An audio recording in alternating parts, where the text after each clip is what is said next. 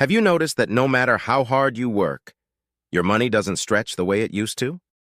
You go to the grocery store, buy the same things you always bought, and somehow the total is higher. You fill up your tank, pay rent, open the electric bill, and suddenly it feels like your paycheck disappeared before the month even started. And the frustrating part is this. You may be earning more than you did a few years ago, but still feel poorer.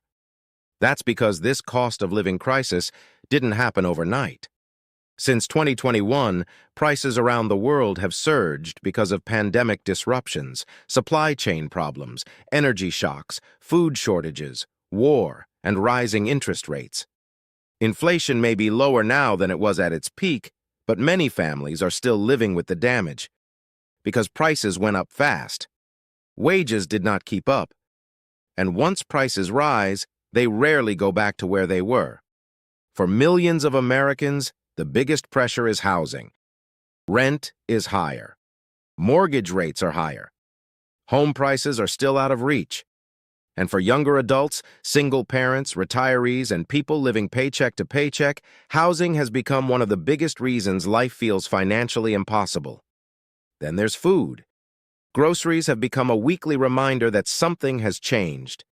Eggs, meat, milk, cereal, produce, cooking oil, even basic items feel expensive now. And when food prices rise, low-income and middle-class families feel it first because they spend a larger share of their income on necessities. Energy costs made things worse.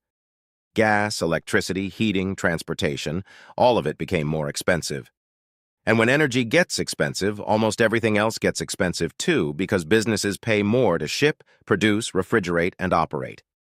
So the cost gets passed down to the customer. That customer is you. But this crisis is not just about higher prices. It is about the emotional weight of trying to survive in an economy that feels unfair. People are delaying retirement. Parents are helping adult children. Adult children are helping parents. More people over 50 are going back to work. More people are taking side hustles. More people are using credit cards just to cover normal expenses.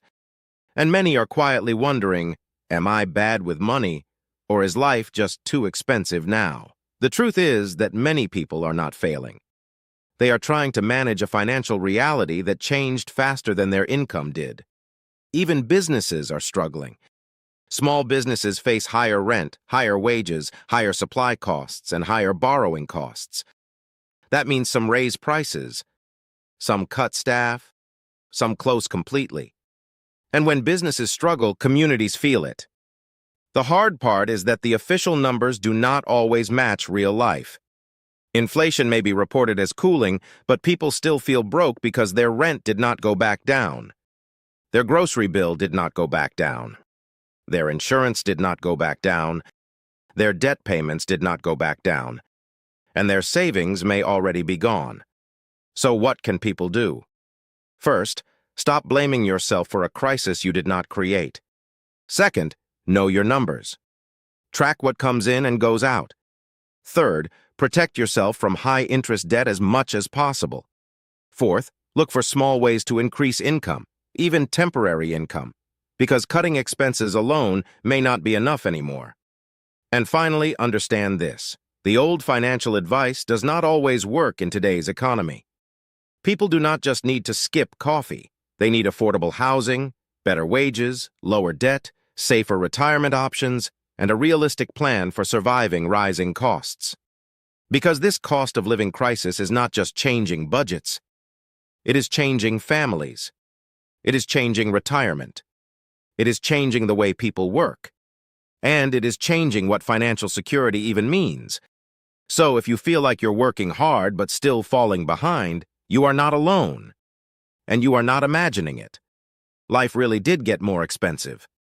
Now the question is, how do we adjust before the next crisis hits?